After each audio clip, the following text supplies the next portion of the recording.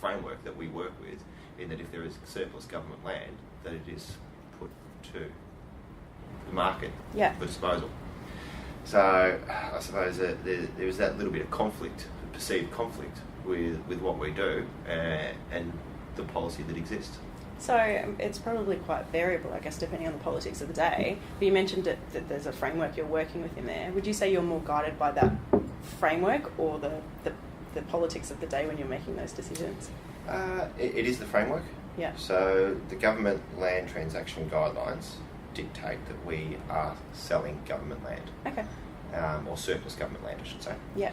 So that's what we work within. But in terms of what I have to do, we probably go over, I would say we would go over and above what would be necessary to disclose as part of a typical government sale of land.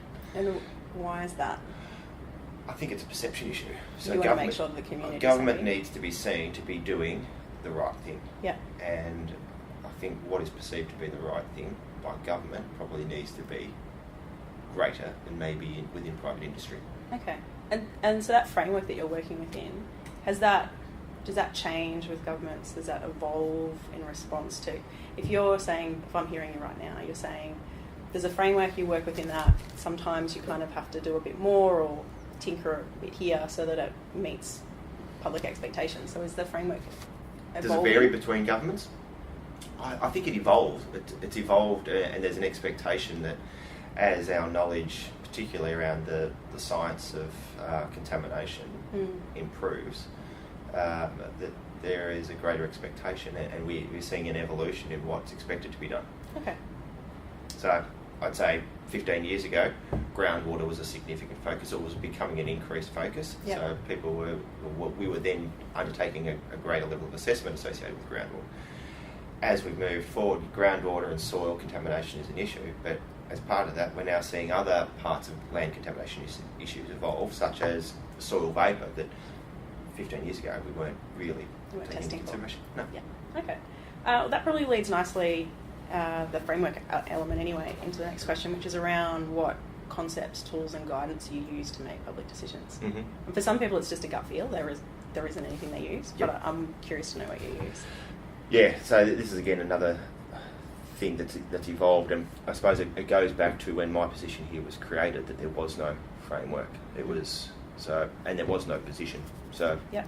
this position has evolved and developed as I've grown with it. So we've had to... Initially, it came down to a gut feel. Yep. So what needs to be done? And then it's now got to a point where it's like, we actually need to come up with a basis for what we do and when we do it.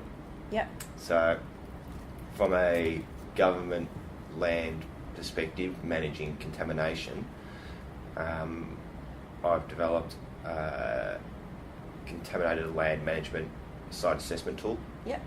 Which is it's pretty much it's a policy document that my group now uses to determine the level of assessment that needs to be undertaken for each site. Yep. And at what point we determine whether a site is suitable for sale or we need to go back and do some further work. Yeah. So it really is... Is that the tool you came up with about 4 years ago? Yeah. Yeah. Yep. And I think, it's a document I did send on to you. So it's really just it's a risk assessment tool that we've used. So it puts a little bit of rigour and robustness, and it gives us rather than being a subjective decision, it comes down to a semi-quantifiable assessment of the risk that exists at a site. You're sort of feeling like it's got a bit more objectivity to it. Well, if someone asks, well, how do you decide you're going to remediate this one but decide not to remediate that one, we say, well, I went through the risk assessment tool, that came out as a level 25, that one was number 20, that was 20. Yep. And once it's determined to be a high risk, then we decide that's where we do remediation. Presumably, because you helped design the tool, or came up with the tool, you find it works pretty well. Have you found that, like, May has had any feedback on it? Like, she finds it... I guess I'm trying to understand what frameworks help people and what... I don't think so. It's based on an EPA guidance document. Yeah. So there's some foundations there that we're relying upon for development of that